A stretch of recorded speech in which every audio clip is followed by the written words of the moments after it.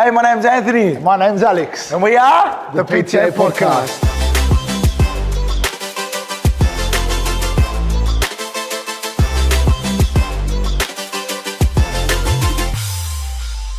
All right, Al. Welcome back, brother. Welcome back to the next episode number 5. Number 5 of the PTA Podcast. PTA Podcast. Well, really, it's like episode close to Like episode 70 if you look at the old episodes that we did. badly. But what's cool about this episode is we're in a new studio. Here we are, man. One of our clients, good friends, Steve Kazumas, Sound Cult. Hit him up. Instagram, not Facebook, but he hasn't been on Facebook for 7 years. Exactly 7 years, apparently. Yeah. Hit him up, guys. Sound Cult. Why did you say SoundCloud? I don't know, bro. I thought it sounded cool in my head. Sound Cult in Beverly Hills. Great setup, Steve. You've done a good job, my man. No, well done, brother. Now, the episode today is all about strength training, and in particular, strength training for longevity. Definitely. Now, when most people talk about strength training, they just think about strength training in the realm of, performance and aesthetics. Yep. Right? Lifting weights to look a certain way or lifting weights to hit a certain number. But as you know, and as our followers have come to know, especially our clients have come to know, we look at strength training as an invaluable aspect to our client's program because of the health benefits that it gives them. Definitely. Not just because of the physical attributes that you get from strength training, like building muscle, right? It's also a great tool to use for fat loss. But also, in particular, the things that we're going to talk about today is strength training for longevity. Yeah.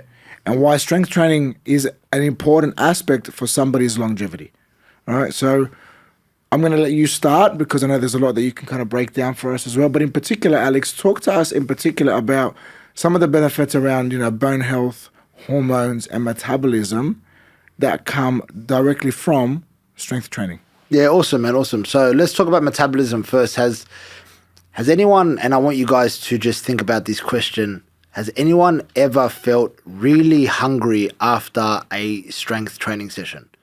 Now, a lot of our listeners will pretty much be answering this question with the word yes. And you're correct in saying that because of the fact that when it comes to strength training, obviously there's a lot of energy systems that get used through our body. But also the benefit that it has on your metabolism is it actually helps to increase appetite by energy expenditure. When you strength train or when you train with weights, resistance training, however you want to term it, there's a lot of energy expenditure that occurs.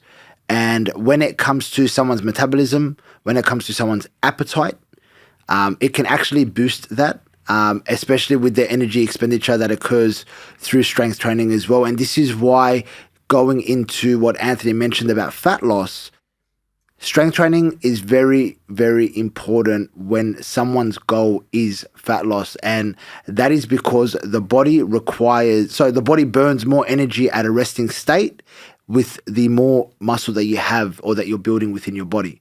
And then in saying that, the more muscle you have, the more of a reason and excuse you have to eat more also. So it kind of, it works hand in hand, and it's a recurring cycle that occurs when it comes to strength training, building lean muscle tissue, fat loss, and what you can do with your calories and how your body will respond very positively when it comes to your metabolism and also your digestion as well. Leading that into hormones. Strength training is very beneficial for our overall health, but for hormone regulation as well. And I want to really touch on women, and I want to touch on women that are either premenopausal or going through menopause at the moment, and what it can do to help regulate your hormones. The moment a woman starts to become premenopausal, naturally bone density decreases straight away. And this is because of the fact that the female body goes through a massive hormonal change, right? They're premenopausal and that's it. And I'm sure our female listeners who are premenopausal, you know what I'm talking about with all the feelings that you're probably feeling when you are in that premenopausal stage. And now for our female listeners that are menopausal, you'll know what I'm talking about from the feelings that you've had when you were premenopausal.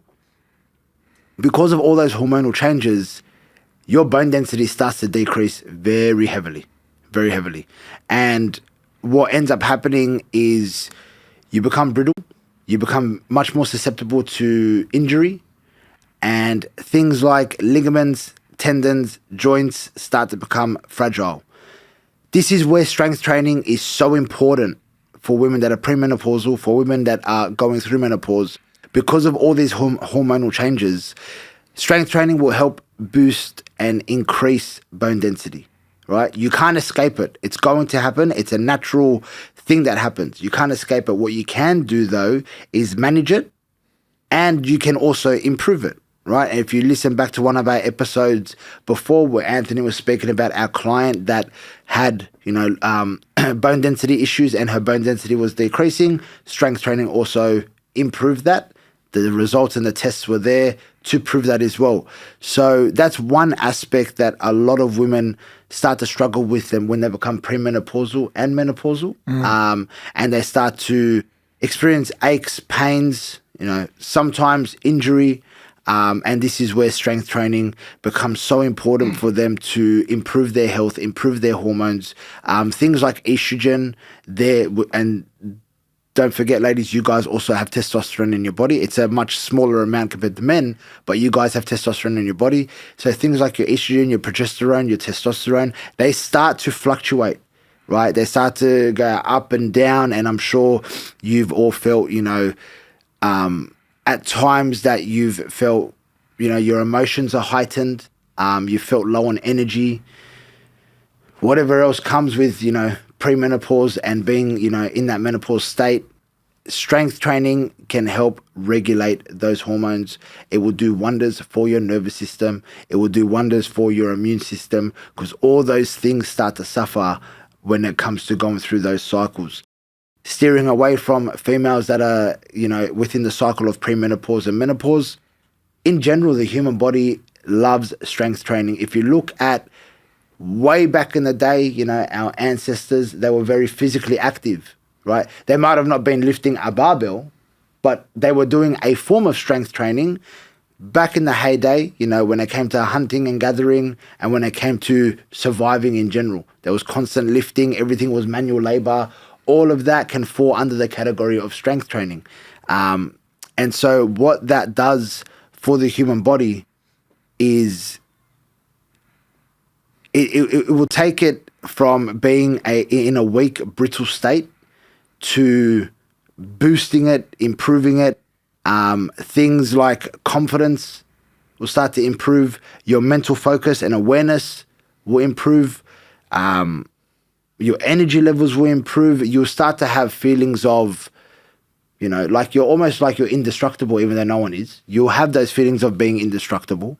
And that's because what strength can do, not just for your physical health, but also for your mental health. And these are things that we've felt ourselves. These are things that our clients have said to us. These are things that we've read on social media, how each person, the moment they get into strength training, the moment they get into lifting weights, straight away the mental and physical improvements that they see, that they feel, it's life-changing. And when we're talking about longevity, the older we get, or the older we get and the more we age, it's a natural process for our bodies to start to weaken. And this is where it becomes even more important to implement strength training for us as we get older, so we don't become susceptible to injury, susceptible to joints, ligaments, tendons, tearing and becoming brittle, bones becoming brittle.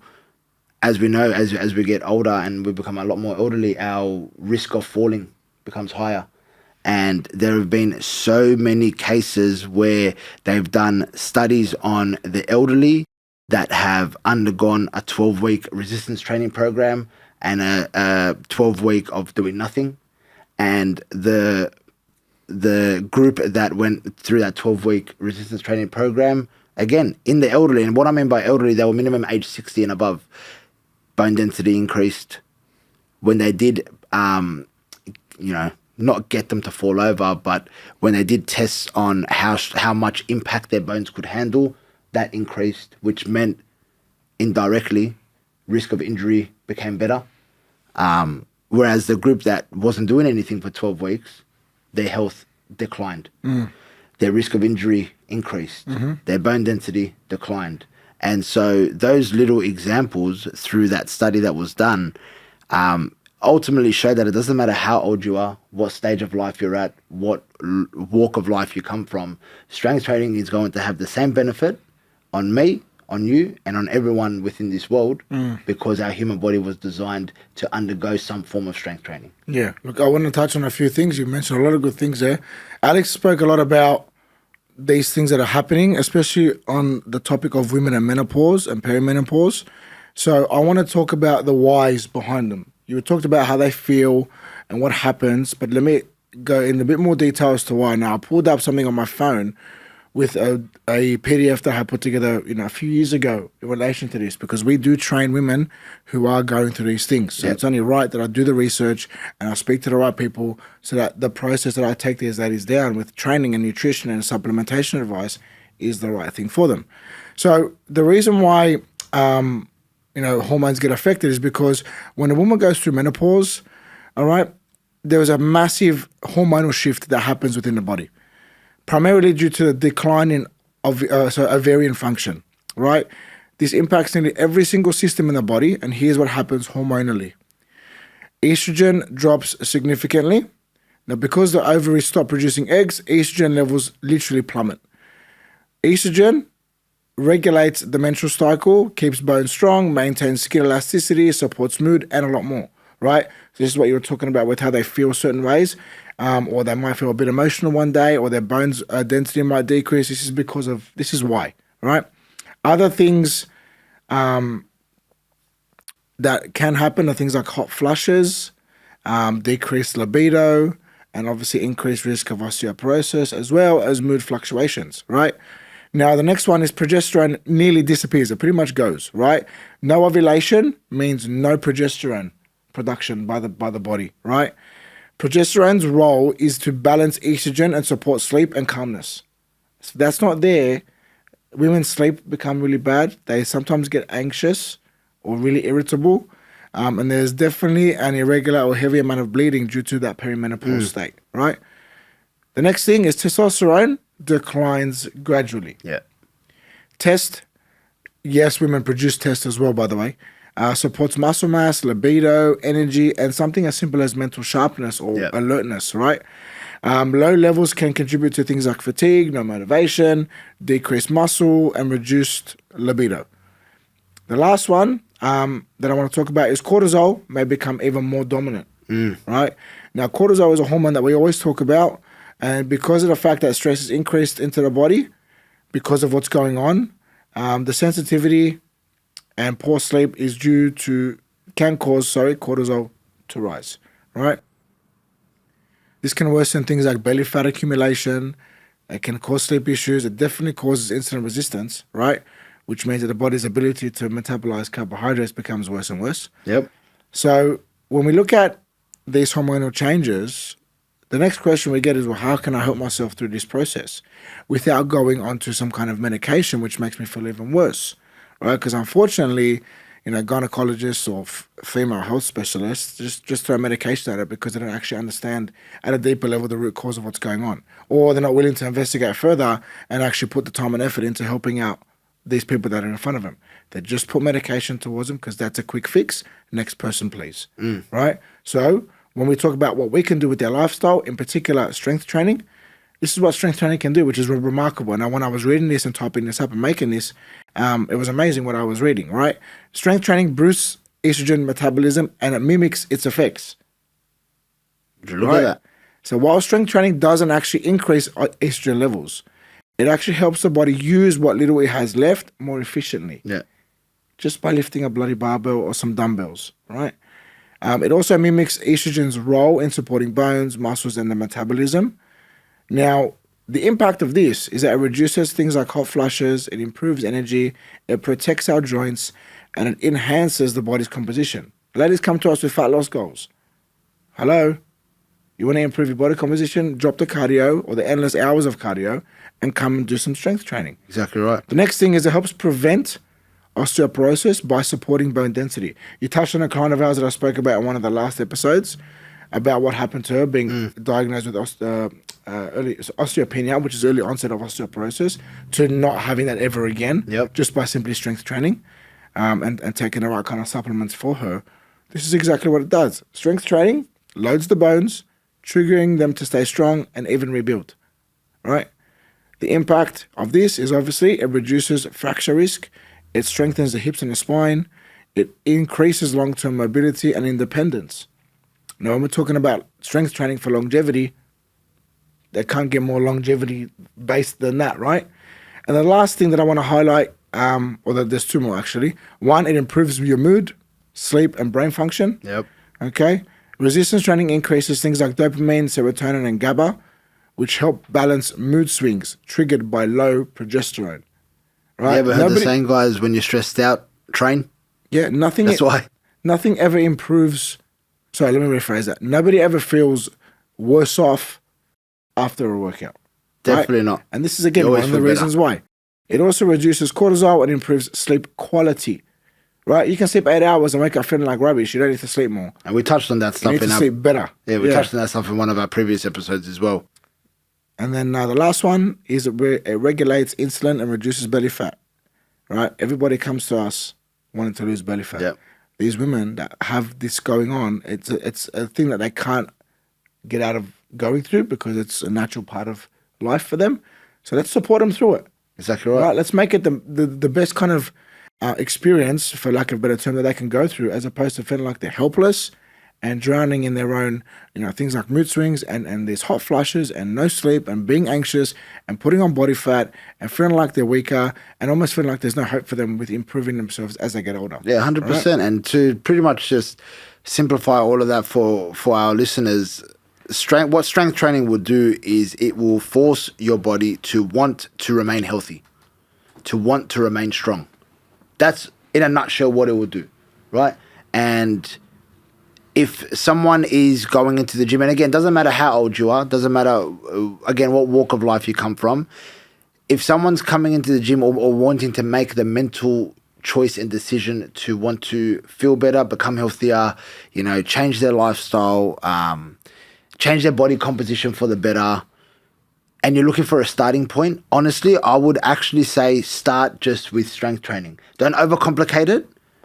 Start with strength training. Everybody needs to. Everybody 100%. Needs to. And what I mean by strength training, I don't mean, heavy loads and loading up barbells like you would see, a powerlifter or something do. Because straight away, the moment someone hears the phrase strength training, they think, heavy lifting. It's not about that. Strength training involves many, many ways of lifting weights. Whether you're a beginner, you're an intermediate, you're an advanced lifter, there's so many different ways. But if you're someone who has never undergone strength training before or never undergone training with weights before, if you're someone, like I said, who's starting their health and fitness journey, doesn't know where to start with the simple concept of strength training. Start at Platinum Training Academy. Start at... Now, you know what I was doing? What? You're wearing my jumper and I'm wearing your jumper. Got that? You are... Hey, that wasn't planned, as promised. That wasn't planned. But yeah, start with strength training, and ultimately, when you put yourself in the right environment, then everything else follows from that. I've had so many people want to start to, eat better, improve their nutrition, start walking and everything else in between. But it isn't until they get into the gym and start lifting weight that then everything else follows from that. And it's because you set yourself up for success when you put yourself in the right environment. And that right environment always leads to some form of resistance training, strength training, lifting weight. Doesn't matter what style you do it, but that concept of strength training is involved. Well, I guess... just to touch on something you said there, because it triggered a memory of something that I was reading up on, I think last week or the week before. I made a post about it as well. When there's that many conversations that I have with people on social media lately, and I talk to them about their exercising or their health and fitness journey and see where they're up to, see where they're at. And then I hear, I'm just focusing on my nutrition for now. I'm not ready to train yet. I don't need to train. I'm just going to focus on my food. And I just hit him with this study, right? I know it's a bit much with what I do, but I just hit him with this study that shows the difference between a combination of training or strength training in particular and combined with nutrition, a plan, versus just doing a new nutrition plan, right? The group that just did the nutrition plan lost weight, but lost a lot of that weight from muscle, did lose a bit of body fat. The group that did the strength training kept their muscle and increased some, plus reshaped their entire body, losing a lot more body fat. 100%. Right? And their weight stayed relatively the same. There was a slight increase, but not by much. Yeah. And that goes to show that, and this was a 16-week study, right? So it wasn't like it was something that was done over like a month. 16 weeks is a good amount of time, especially when you're controlling variables, yeah? Which this study was a very well thought out study because it used people that were experienced in exercising. It didn't use newbies. It used the same kind of people for both sides. It wasn't like they used somebody that was, I don't know, inexperienced with exercising and carrying a lot of body fat, right? Because either one of those things were going to help, right? Either one of those interventions would have definitely helped. They used people of the same kind of nature in terms of experience levels, and they were at a very healthy level of body fat and body weight, right? So that goes to show that you can sit there and just put off going to the gym or put off incorporating exercise into your day with the hope that just doing your food is going to help you, and you may lose some weight. Right, you may lose weight. That's great. Some of that weight may come from body fat. That's great, but there's a lot of it that's going to come from muscle. Yeah, 100%. Right. So sorry. Let me just finish. No, what you're I'm saying right. You always before I cut lose me it. off. It's all good. You cut me off just then. No, I lost it. The keeping training with weights is a far more superior way to exercise in conjunction with a good nutrition plan, because what will happen is, yes, you lose body fat. You may weigh around the same or a little bit heavier on the scale, but your whole body's going to change externally. But all these other great things happen internally for you. Wouldn't you want the best of both worlds? 100%. That's my argument. Wouldn't you want the best of both worlds? Definitely. Now, if you think you're gonna have to go to a gym and be uncomfortable and feel like you're going to be judged by other people and watched and put in a position that you're just not comfortable in, that's a issue that you need to sort out. Yep. Right? Number one. Number two, I don't feel sorry for anybody that doesn't want to do something better for themselves, but then sits there and complains about their problems. Right? The Number ongoing two. argument in the world. Number three, come to Platinum Training Academy. I'll just say it plainly. Like, we're set up to help people in exactly that kind of mindset, right? We train a certain age group, because anybody younger than the age group that we focus on don't appreciate what we do. And people who are in that age bracket or older do appreciate what we do, because we take the time, we take the care, we give you the assistance, we give you the accountability, we give you the guidance, education, and so on and so forth. So you can have the strength training benefits, the nutrition benefits, and the longevity benefits for as long as you're willing to actually dedicate yourself to it all. Right? 100%. So for me, when I talk to people about all these benefits, and all the people that are listening to this episode and watching us on the YouTube or Spotify, they'll hear all these benefits. But then the next question, Alex, is, well, how do I do this? Where do I start? And how do I stay consistent when I have so many things on my plate already?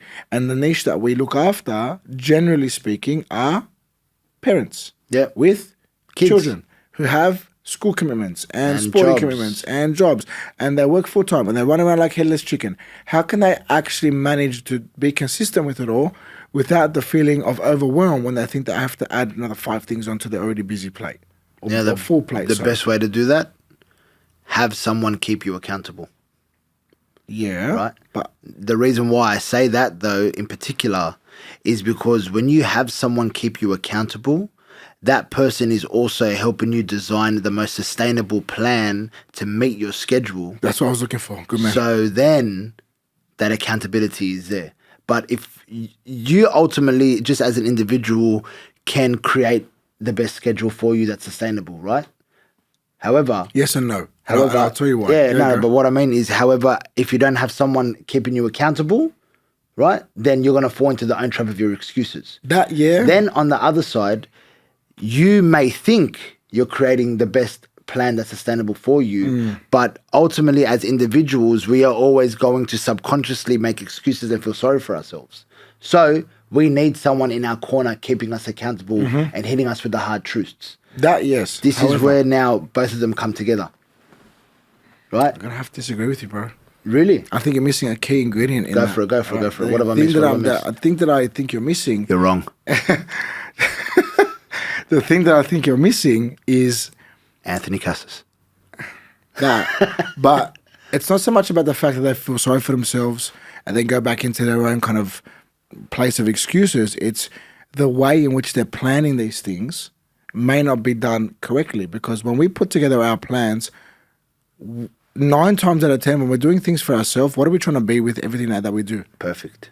And what's the sad reality? You can't be perfect. Exactly. So this is where we need to look at having the accountability, yes, but actually having the expertise as well to take the Yeah, emotion yeah, out you're of right. the Yes, decision yes, making, you're right. and do what we term as integration, right, into our week to fit it in. Can I add on to that quickly? Yeah, of course. When my brother says the expertise, there's many, many times and many, many conversations that I've had in the last couple months.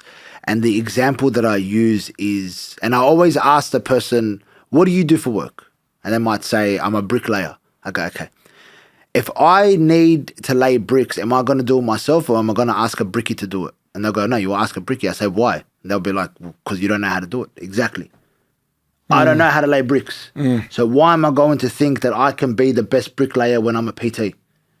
You're not a PT. You're not a coach. You're not in the health industry. You haven't been a health professional for 10 years plus. You haven't dedicated your life to studying this. Why do you think you know everything that is to know about the human body? Well, I think it comes to a couple of things. When people look at personal trainers, there's a whole thing of, so what qualifications do you have? This is Right? our this biggest this gripe. gets under my skin, because I'm a big believer in that people pay for skills way before they'll pay for a qualification, right? Yep. I will get hired on my skill set way before somebody asks me what qualifications do I have, right? Because my skill set speaks volumes, right? And people know about my skill set based on what I put out there, right?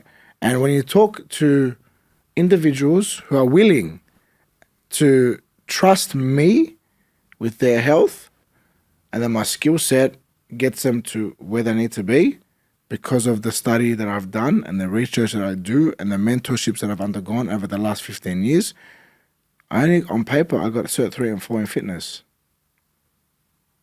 That doesn't sound very smart, right? But when you look at my skill set and It's a whole different ballgame. look at my track record over the last 15 years, Yeah. it speaks volumes, right? And then you look at what I've built and what I'm, thank God, continuing to build, right? What's the problem? And I'll tell you what the problem is. It's the admitting you actually need help. Yeah. It's got nothing to do with me and my qualifications. It's the person opposite me admitting that they may need some guidance with this entire process, right? To show them where to start and how to start, but also how to be able to stay consistent. Now, when I have conversations with individuals who get very, and this is very, like, I reckon in the 15 years I've been working in this industry, I've had maybe 2 conversations, max 3, I reckon. And all 3 of them have turned around in one way or another and apologized, right? And one of them in particular, I apologize as well, because what I did and what I said, because of my inexperience and my ego back then, I wasn't, in hindsight, I wasn't happy with what I said to them because I got annoyed, right? And I just said things that I shouldn't have said. Anyway, what I'm trying to get at is when you look at that kind of idea of you haven't done enough to qualify you to get me to from where I'm at to where I want to be, okay? My next question is, if you think you have the skills to be able to get yourself to succeed in the realm of your health and I know what fitness, you're going to say. why haven't you then?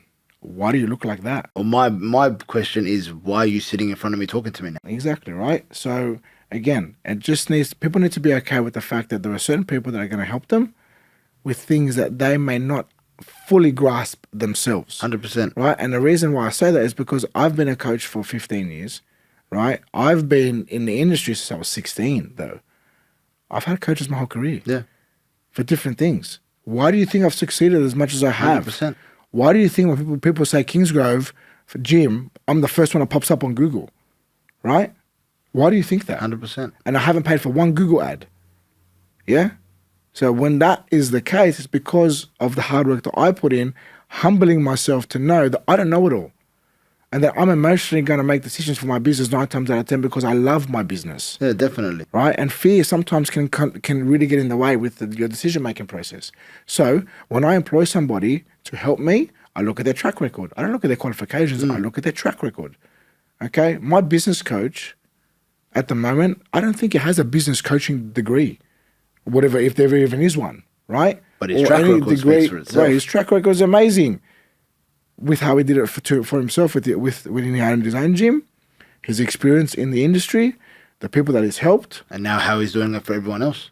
Bro, like, you know what I mean? Yeah. So that's what I look at. If you're open-minded, it's easy to accept that changes need to happen. 100%. If you're closed-minded, you're the problem. 100%. Can't help you if you're closed-minded, right? And this is the thing, like I want all of our listeners to understand, when we're talking about this stuff, this isn't ego talking because, you know, we know everything and you don't know. It's experience talking. And this is because, like Ant mentioned, we have our own coaches because we aren't the, you know, the geniuses and the all-knowing people in every single subject, even when it comes into our own industry, right? The example I'll use is myself when it came to my bodybuilding career. We had coaches assist us when it came to my brother also coaching me. What do I mean by that? Some of our mentors that I learnt off when it came to, you know, the specific sport of bodybuilding, and obviously Anthony got mentored by them as well to be able to have the right knowledge to then coach me for my shows.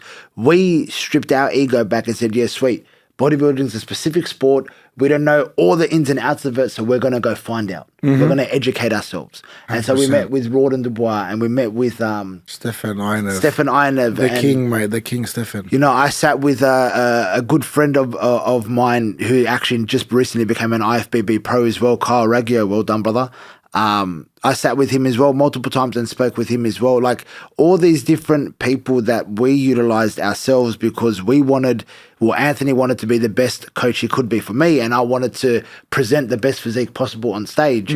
We humbled ourselves and went and sourced out the right education, the right knowledge to then, you know, coach me. So it's not ego where we say, you know, strip everything back.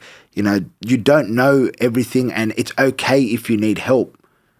Because honestly, it is okay if you need help. Like I said, using the example of a bricklayer. If I need a bricklayer, I'm going to go and find a really good bricklayer. Any good business owner, you know what I mean? Like, any smart individual in general knows where they aren't good and just simply outsources, right? Or if they have the time and they have the patience, goes and does it themselves, but gets really good at the skill first before they start doing it, right? Exactly right. But 99% of people aren't going to do that second part. Yeah. So why not just go and outsource it? Exactly right. Right? So for me, for example, I have somebody that covers all the programs for the clients, right? In terms of editing and updating. I give her and you give her and Bailey gives her the details about certain clients. The hard yards though are done by her, right? When it comes to the nutrition for our clients, I can't do all 200 clients at PTA, right? So I've got you and Bailey and myself.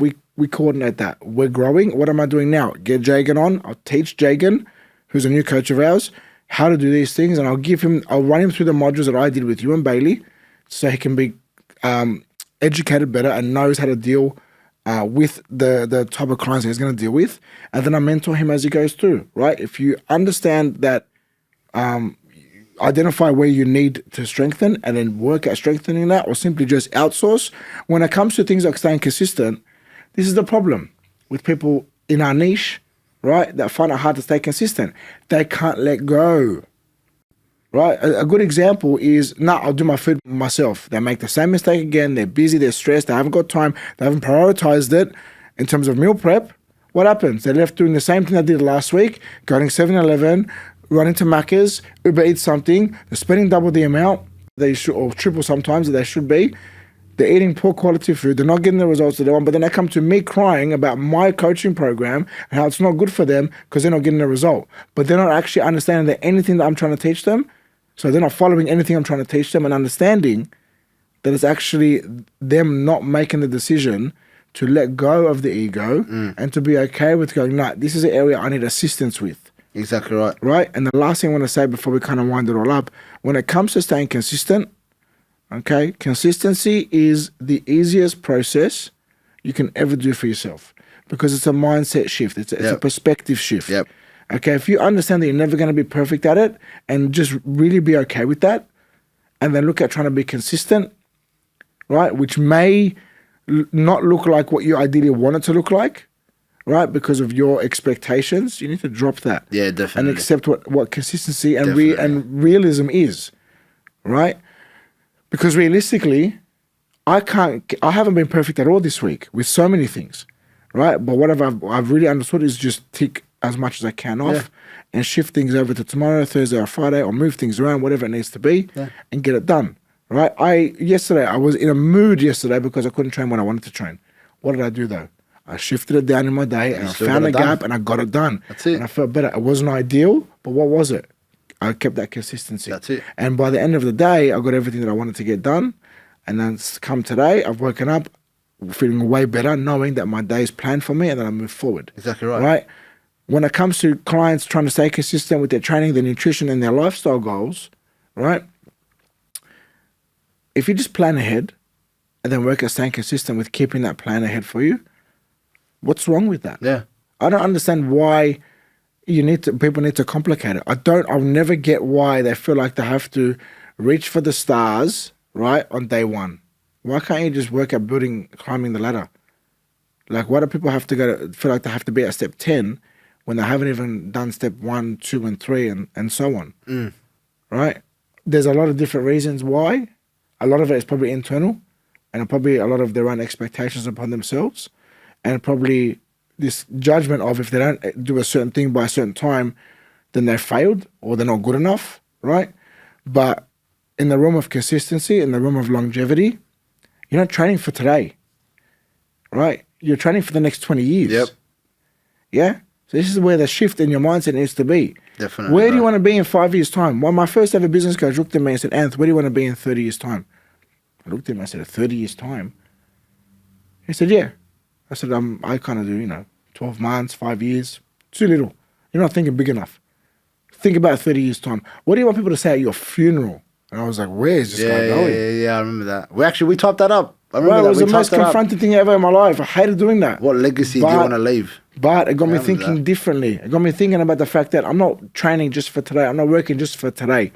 I'm working for the next 20 years. So if I can't get my 3 out of 3 things done today, I don't give a fuck.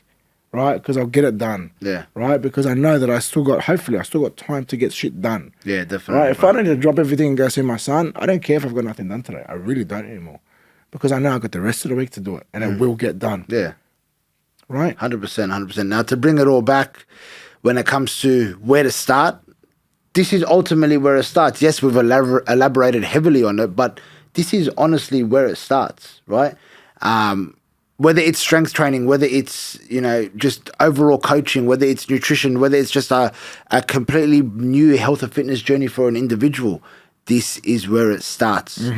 Having the maturity to say, I need assistance, and then sourcing that assistance, and then getting it going. Because you can't do everything yourself, and if you think you can do everything yourself, it's sad to say you're just going to fall flat on your face. You know how many people that I train now, and I know they struggle to say thank you for helping me. Yeah. I actually feel for them because they're struggling with going, you know what, Anthony built a gym and he's actually gone through and proven that what he said it was going to be like, it actually is. And I can see it on their face and they struggle because they think that that people are just out to use them. Yeah. Right? I feel sorry for people like that because I got this perception about how that's how everybody is. Right? I don't know who burnt them, right? And I feel sorry for them, but they need to let go of that because it's the biggest reason why they're not making progress in the things they want to make 100%, progress man. in, right? 100%. So like Alex said, it starts with how you think about it. It starts with you. Exactly right. Exactly right. And so, guys, to be consistent, 3 things. Humble yourself. Yep. Be okay with the fact that you may need assistance. Yep. And don't stress about being perfect. Yep. All right? That's us for this episode. Thank you for tuning in.